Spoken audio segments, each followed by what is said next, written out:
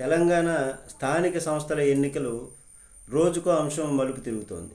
42% BC రిజర్వేషన్లు high court అడ్డుకున్నటువంటి విషయం తెలిసిందే. అయితే స్థానిక ఎన్నికలపైన నోటిఫికేషన్ విడుదల అవ్వగా దానిపై కూడా హైకోర్టు స్టే విధించింది. తాజాగా హైకోర్టే స్థానిక ఎన్నికలపై రాష్ట్ర ప్రభుత్వం ముందుకు వెళ్ళొచ్చు అన్నటువంటిది శుక్రవారం అర్ధరాత్రి అక్టోబర్ 10 ఆర్డర్ కాపీ చేసింది. గడువు తీరిన స్థానిక సంస్థల ఎన్నికలను నిర్వహించేందుకు పాత విధానం ప్రకారంగా ఎన్నికల సంఘం ముందుకు వెళ్ళొచ్చు అన్నటువంటిది ఆర్డర్ కాపీలో జారీ చేశారు. ఆ రిజర్వేషన్లపైన 50% మించొద్దు అన్నటువంటిది సూచించారు. ఇక్కడ ట్విస్ట్ ఏంటంటే సీట్లను ఓపెన్ కేటగిరీ సీట్లుగా గుర్తించి ఎన్నికలకు వెళ్ళొచ్చు అని 2022లో సుప్రీంకోర్టు జారీ చేసినటువంటి మధ్యంతర ఉత్తర్వులు దాని ప్రకారంగా హైకోర్టు గుర్తు చేసింది. అయితే 42% బీసీ రిజర్వేషన్లు హైకోర్టు నిలిపివేయడంతో సీట్లను ఓపెన్ కేటగిరీ కింద వినియోగించుకొని ఎన్నికలకు ముందుకు వెళ్ళమని.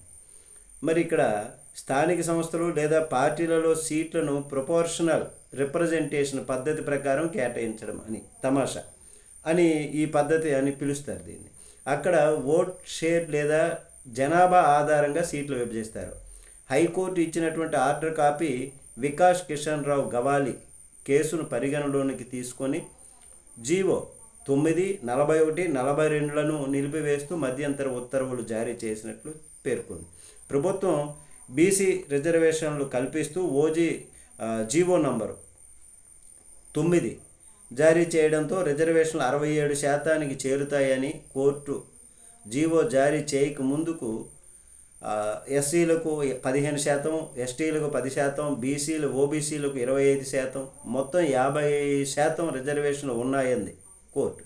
మరి ఆ రిజర్వేషన్ల ప్రకారము స్థానిక సంస్థల ఎన్నికలు నిర్వహించుకోవచ్చు అని తెలిపింది. కానీ దీనిపైన రాష్ట్ర ప్రభుత్వం సుప్రీంకోర్టుకు వెళ్లే యోచనలో ఉన్నట్లు తెలుస్తుంది.